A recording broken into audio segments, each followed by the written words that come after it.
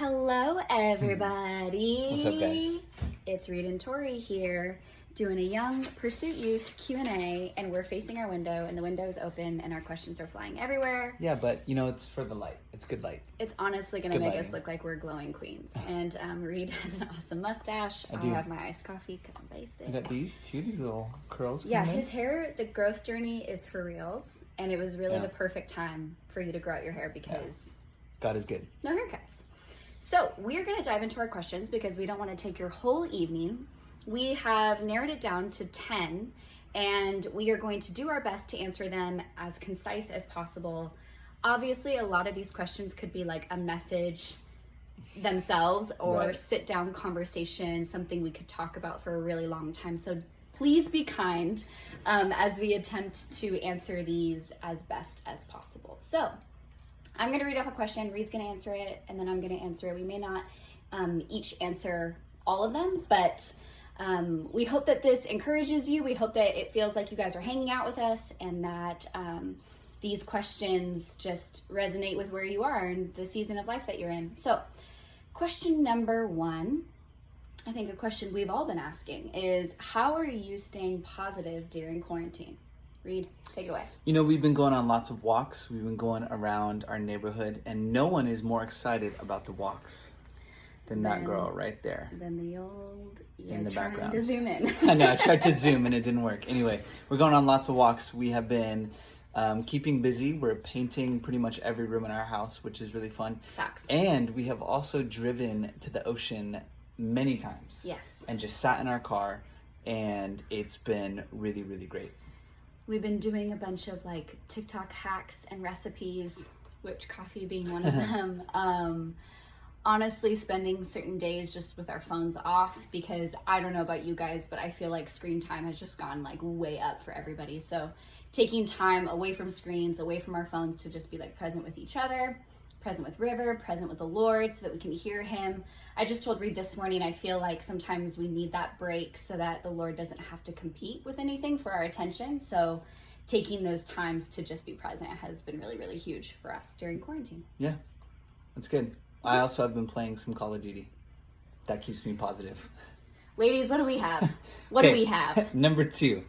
What are some good devotional practices or tips or resources that you would recommend? So I hate to be that girl, but I actually have a page devoted to this question on my blog.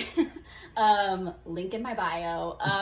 But honestly, I think consistency, of course, like just spending quality time. It doesn't have to be a long time, but I think as long as it's quality, uninterrupted time in the Word, in prayer.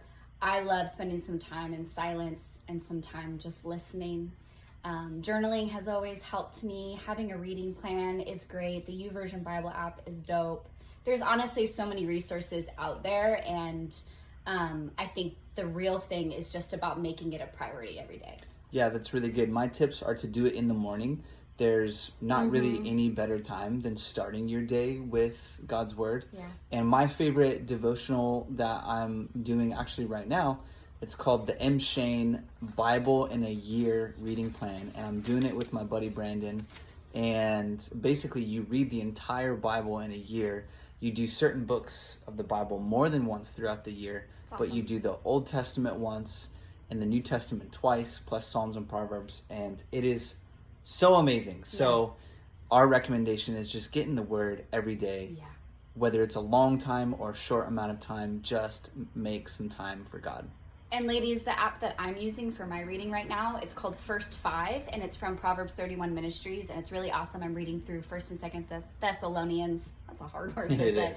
And that's been really awesome. And then I'm reading right now A Long Obedience in the Same Direction by Eugene Peterson, who is one of my author crushes. Everything he writes is gold, and I've read this book already, but I'm reading it again because it's just that good. Okay, question number 3. How long have you been youth pastors, and what is your favorite part of the job? I have been in full-time youth ministry for about 6 to 7 years, and we have been pastors for 4 years. That's when we started Pursuit Youth together, was 4 years ago. And my favorite part is seeing people begin to understand and walk in their purpose, who God created them to be. One of the most beautiful things about being a pastor is letting God use me to help speak life into people. I think God created each and every single one of us with a purpose and a plan that's unique specifically to us.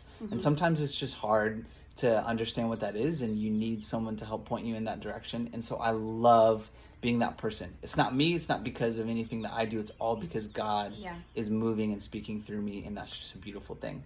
Honestly, it's the best job in the world. Like, we love being youth pastors so much. And I would say the same, that my favorite part of the job is the students, for sure. And I think that moment when you get to see a student really take their faith on for themselves in a very like personal, independent way, because we play a role in their life to sort of just help them and guide them. But you do hope that at some point, all of the things that you've shared with them and the things that you've walked through together would lead them to a place where they can stand on their own 2 feet. I mean, it's kind of like the analogy of Rivers walking now. And there was a time where she would crawl, and before that she would scoot, and then she would get up on her knees, and then she started walking, and now she runs and falls all the time. But I think that's kind of like faith, and we get to be a part of like certain stages. And when I get to see a teenager like stand on their own 2 feet and be like, this walk with God is mine, my own, no matter what, or no matter what the people around me believe, that's like a really special thing. Yeah, that's a cool thing. Question number 4. It says, when you guys were dating, Oh, how did you shoot. know that the other person was the one? Tori, I'm pretty sure you knew first look, right? You took one look at me and you said, this is the guy, right? Honestly, we both talked about this, so don't try to freaking roast me. But we both said that it was like not a love at first sight thing. Okay, wow. Maybe if I had a mustache back then. Honestly, you're probably right. So, I mean, I always say this, like Pursuit alum will like know this, that I don't think that there is like a one for every single person. I think you choose to make somebody the one. And Fareed and I, we got to a place in our relationship where God as our number one priority was the same for both of us. I knew that Reed was always going to put him number one, and that God was the Lord and leader of his life. And so in our relationship, that like he would lead me well, and that my own self-leadership and walk with God was solid too. So we chose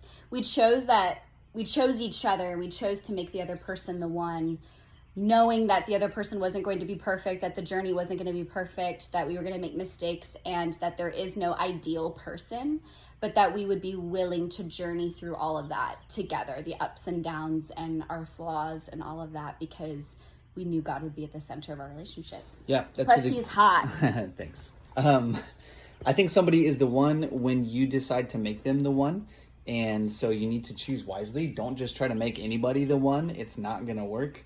I think for me, one of the reasons, there's many things about... And they have to choose you too. Go on. It's an important part. Yeah. But one of the many things about Tori that helped me know that she was the one for me was that she put Jesus first, even before me, and that she was always going to have God be the number one thing in her life. And that was what I wanted and needed in a wife. And I'm really happy about that. And also ask God. Ask him what he has to say about the person you're dating, and because he'll tell you. Because he will tell you. And if you don't want to ask God, ask your youth pastor. Yeah, because they'll honestly, tell you also. Ask your youth pastor. Like, wise counsel is so huge when you're in a dating relationship. Be really intentional and careful about the people you pick to provide input in your relationship, because you may have people who are jealous or haters, or people who maybe like aren't really walking with God, and so they're not going to give you sound advice. So people who are more spiritually mature than you, those are the people that should be speaking into your relationship. And if they're on board and you feel a yes from God and that person loves you too, then one other quick thing, you're solid. Flirt to convert does not work. No, missionary dating, y'all. I mean, I know Like, that there's you're some on success stories out there, but you're on the mission field with, that cute boy or girl. I just did like 17 air quotes. Anyway, it doesn't work, okay? They gotta love Jesus, and if they don't, they're not the one. That's just plain and simple. Yeah. Question number 5. How do I know what my calling is? Oh, calling. It's a word that's just thrown around so often in youth ministry and church in general and faith. I think your calling is the thing that God has put in your heart to do that draws people closer to him. and highlights him in the world and in your life.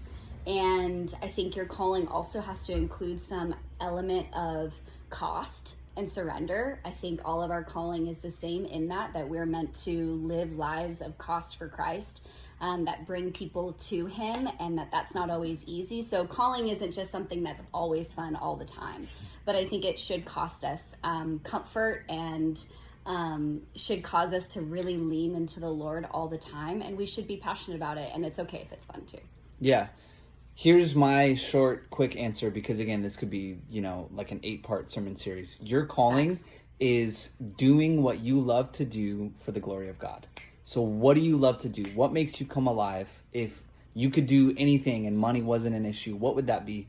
Find a way to do it for the glory of God. That's your calling. If you need to have a side hustle or work a day job, even while you're walking in your calling, Yeah, that's true. okay. Yeah, your you can be calling might called not to be your something. vocation. Exactly. You can be called to something that might not make you fat stacks, and that's okay. Yeah. Maybe you are called to something that's going to make you super rich. Whatever it is, do it for the glory of God.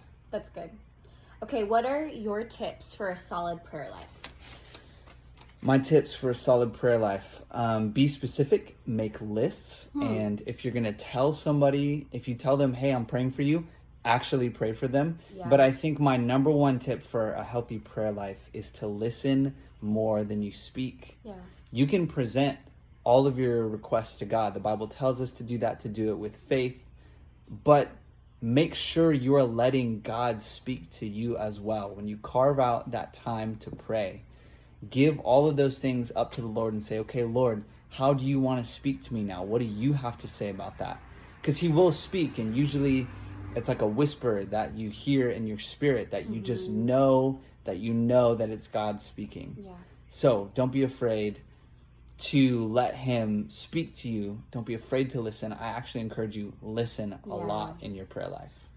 And a way to sort of practice hearing God's voice is, as you're listening, the things that come into your heart or your mind as you're hearing him that maybe don't really sound like something you would think of, and they align with his word and they sound like him, start writing those things down. And that's kind of a way of like sharpening your ear. That's good. I would say to remember Jesus is a person. And so relate to him like you would in a relationship. Like, be honest with him. Like, don't skirt around things. Like, he knows your heart. He already knows what's going on in your life. So be transparent and vulnerable and honest, and pray in faith. Pray believing that like God is going to answer your prayers, that he's with you, he's for you, he loves you. I'm reminded all the time of those verses in the New Testament about if you pray not anticipating that you're going to get what you pray for, you're basically like going to just, your prayers are going to be tossed in the wind. That's pretty sobering for me. So I think just pray in faith based on the facts of God, not based on your feelings about God, because the facts of God never change, and he's with you and he wants to answer those prayers. Nice. That's good. Thank you. You got a little sermon there.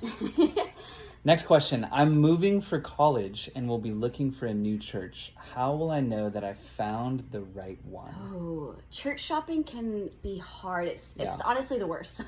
I remember when I moved down to LA for college, and my dad had been my pastor my whole life. I had the same home church my whole life, and it was the first time looking for a new one. And I really think that it doesn't have to be as complicated as we can make it, and that it shouldn't necessarily be about our personal preferences when it comes to the non-essentials. I think if your church preaches the word, and if you feel like right in your spirit when you're there, and you see opportunities for spiritual growth, and you feel like this is a place where I could belong, where people could feel like family, and I can worship and grow in my walk. I mean, I really think the church is about family and growing together. You know, you're responsible for your spiritual walk and your own growth. And as much as the pastor and the team and the way that they operate is held accountable for what they do, I think that there's a lot of things we make important that aren't. So I think sift through those things in your heart, let God speak to it. And I know for me, when I found Faith Community, shout out Faith Community, that was such an awesome season. When I walked in, it was so different than the church I envisioned myself in, because I had come from a smaller church. But right when I was there and I heard the word and I experienced the worship, I knew it was the right fit. So yeah, that's good. I think it's important to remember that church is run by people, and sometimes those people are flawed. And so They're always flawed. yeah, They're always flawed. I guess that's Sometimes true. they'll make mistakes. Yeah. Thank you. What would I do without you? I don't know. Thank you so much. People are always flawed, and sometimes they make mistakes. And so there is no perfect church. Find a church where you feel comfortable, where you feel like you can connect with God. And like Tori said, find a church that preaches the Bible and nothing else. Like, not somebody that is up there preaching and adding in stuff, or not just somebody that tells good stories, not just somebody that's funny. Find a church that preaches the Bible and encourages you to step out of your comfort zone and really like jump in fully with the Lord. No matter if you've been a Christian for 5 minutes or 50 years, there is a deeper place to go with the Lord. So you need to find a church and a community that's going to push you to do that. And also make sure you find a church that values you for who you are, not just what you bring to the table. As soon as there's a new person at church, sometimes they like to jump in and say, serve here, do this, you would be great in this. I think your calling is this. And that's fantastic and that's great. Please serve, please do all that stuff. But you want to make sure that the church is valuing you and your growth, not just trying to get some stuff out of you. Facts. Okay. How do I stay strong in my faith when all of my friends don't understand or support being a Christian? That's a great question, and I've been there. And there's a verse that I want to share with you that gives me hope, that gave me hope, that I still stand on. It's from 1 Peter chapter 2, verse 12. I'm going to read from the NIV. It says, live such good lives among the pagans, that though they accuse you of doing wrong, they may see your good deeds and glorify God on the day that he visits us. Listen, it's all about shining your light, shining God's light through you, and living a life where other people say, I want to be like that. Yeah. You don't have to be like a weird, like preachy Christian, but also don't be afraid of the gospel, right? That's in Romans, like, I am not ashamed of the gospel, for it's the power of Christ who like saves me and brings everyone into salvation. Yeah. Don't be ashamed of being a Christian, but do it in a loving way that draws people into a relationship with God. Yeah, I mean, it's not our job to convince anybody of anything. I think our best witness is how we love other people and how consistent our lives are with what we say we believe. And so if your life is lining up with the word and with the heart of God, your life is going to be contagious with all kinds of fruits of the Spirit and joy and love, and people are going to be interested in that. And I think a lot of people are interested in debate and talking about the implications of faith and politics and all of that. And again, it is not our job to convince anybody of anything, but I think it is our responsibility to be learned in the word, and to also have a solid Christian community around us so that we don't just feel we're being persecuted all the time. Jesus said that we would experience that we would share in his sufferings. He actually told us to take joy when we experience that, because of what it produces in us and how good it is for us in the long run.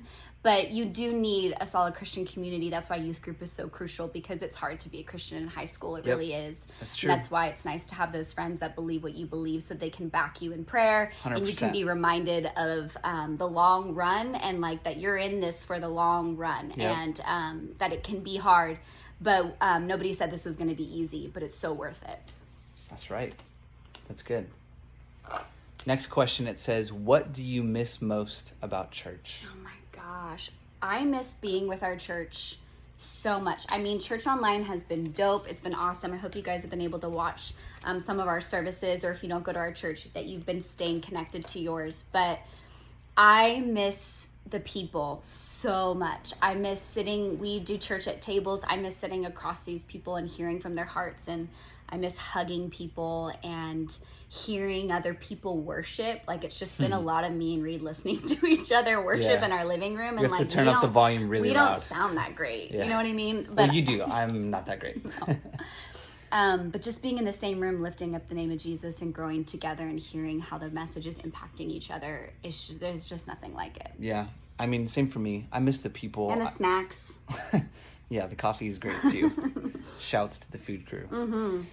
I miss the people a lot. I love our church so much because it is multi-generational and it's multi-ethnic. Yeah. And so people are older than me, younger than me. They have different stories, different backgrounds.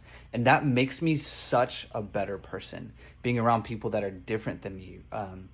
hearing about how God has moved in someone's life during the week. And I still get to hear all those things, and it's been awesome. But it's just different when you get to like hug the person and spend some time with them and chop it up. And so I'm looking forward to that so much. I can't wait to gather again. Same. Missed you, Bridge. Love you so much. Can't wait to be with you again. Okay, this is our last question. Last question. Does God really care about who I date? Yes, God cares about everything. He Yes, cares he about does. who you date. He cares about the thing that you think is too big for him to care about, and the thing that you think it might be too small or too insignificant for him to care about. Whoever asked this question, thank you so much for asking this question, because this is a question that so many people are wondering about. And so if you are wondering about this, or if you just want any more info about this, read 1 Corinthians chapter 6. Read the whole chapter. It's going to cover everything you need to know to answer this question. But the short answer is yes. God cares about who you date. Flirt to convert does not work. I don't care how cute you think this person is. If they're not a Christian, if they don't love Jesus, they are not worth your time. Yeah, I think healthy relationships have the potential to showcase who God is in a very special way. And so if it's in your heart that you are married one day and that your marriage has an impact and that you are experiencing that kind of Christ-like love, you're never going to get there if you waste your time dating losers. And if you... Hey, call it like it is. It's honestly true. There's not a single part of our lives that God doesn't care about or that he doesn't want to inform. And it's because he's such a good dad and he loves us and he wants the best for us. And he wants to like save us detours that we just don't need to take in our walk. And I'm sure a lot of people could attest to this, that they've gone through things or experienced pain in relationships that they just didn't need to. But because they thought it was worth it in the moment, or they wanted to just sort of ignore God, they said yes to it, and it wasn't good in the long run. So I think, again, allow the Lord to speak to it. Know that if he says no to something in the moment that you think is good for you, that you can trust that he sees ahead of that. And that he has somebody for you, and he's honestly more interested in making you the person that you're meant to be. And he's probably doing that in the other person too. And then when you meet, it's going to be awesome. But just keep putting him first and know that he isn't trying to keep anything good from you. He actually has what's best for you. Hey, that was super good. Tori said something so good, so incredible. I want to hit it again, because you said a lot of great things. Thank you. I wanted to hit one thing again. Pretty sure it was Andy Stanley that said it first when I heard it, was focus less on the person that you are trying to date and focus on who you want to be in that dating relationship. Be the person that you are looking for, if that makes sense. Do you want a person that loves Jesus? Do you want a person that is kind and compassionate and someone that is generous? Be all of those people, and that person will come to you, essentially. Yeah. And allow God to speak to your standards. Have high standards. That's okay. Like, I think sometimes the fear is if I have too high of standards, or if I like really trust God, I'm going to be alone for too long. Oh. And I think at the end of the day, that's a trust issue. So trust God. Just trust him, friend. Dang. Like, it might be easy to... Pastor Tori. It's easy to say, Tor, what do you know? You got married super young. Like, okay, I hear that.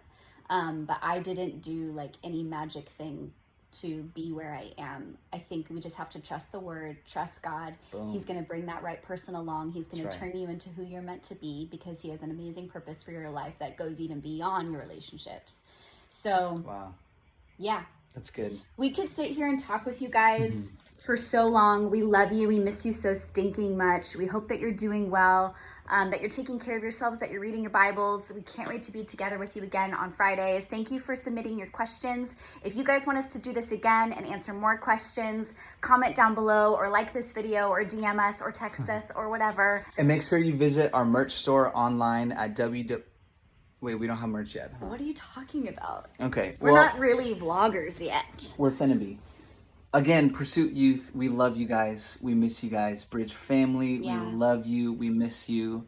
if you're not a part of either of those groups, we love you too. Same. And we're really sorry that River wasn't able to make an appearance. She's napping, which is why we've been able to like sit and focus on this. We got some coffee. We're all hyped up. I promise you all some River content on my Instagram soon, because I know that's really what you come here for. Yeah, it's true. Also, the sleepy pit bull on the back. Chloe, the best dog there ever was. Amen. Everyone's napping except us.